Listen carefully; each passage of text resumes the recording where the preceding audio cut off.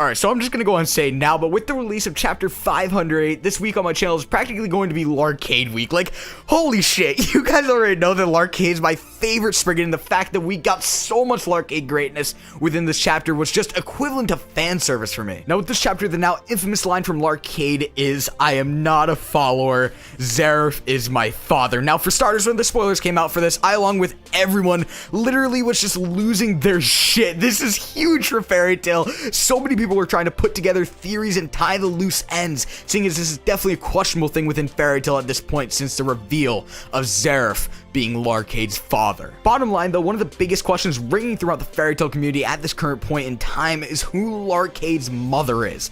Now, if Zeref is the father, there has to be a mother. So with this question in mind, I decided that I'd go and tie the loose ends and solve this huge mystery within Fairy Tail at this point.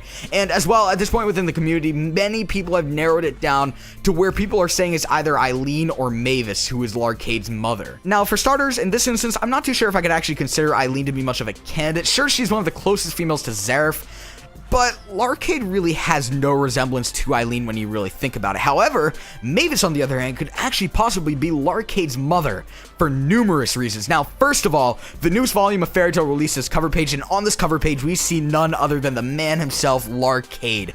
And LARCADE's actually a blonde. Like, in contrast to being white-haired, like everybody guessed he would from the term Dragneel the White, he has blonde hair, and the blonde hair resembles Mavis a lot. Nevertheless, though, I think the term that Dragneel the White actually came from the cross on his head, but yeah. Nevertheless, as I said before, though, who else has blonde hair? Well, none other than Mavis Vermilion. So, although there's a very minuscule similarity between the two, it's still evidence. Continuing on, though, when Mavis is brought up, many people question how she could have possibly birthed the child, especially Zeref's child, seeing as they never had a long-lasting relationship, and as well, because Mavis is just so young. Like, she's not young in age, but her body is just very, very young.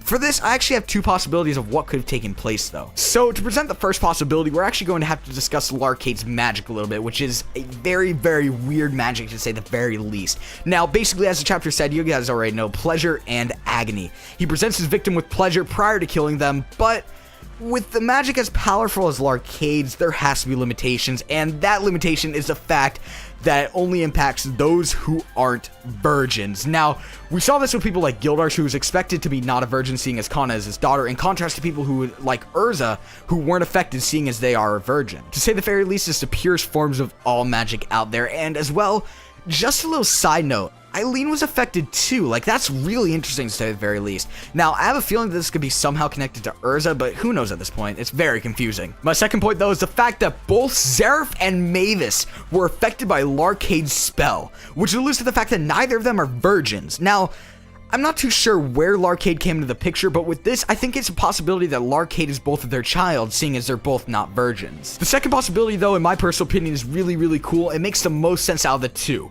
Now, I'm pretty sure I saw this one in my comment section, not too sure who exactly said it, but you definitely know who you are if you're watching this video. Nevertheless, though, what if when Mavis died to cope with her death prior to giving her back to Hades, Zeref sampled some of Mavis's DNA and combined it with his DNA to manufacturally create LARCADE? Now, this would just be absolutely insane. Tell me what you guys think about this theory in the comment section below, because I personally find it to be really, really possible, and if it came true, that would be absolutely fucking insane. Nevertheless, that's going to wrap it up for today's video. Tomorrow, I'll be discussing LARCADE once again. As I said before, this is practically going to be LARCADE week, so go ahead and stay tuned for that. Leave a like to show your support, and subscribe if you're new.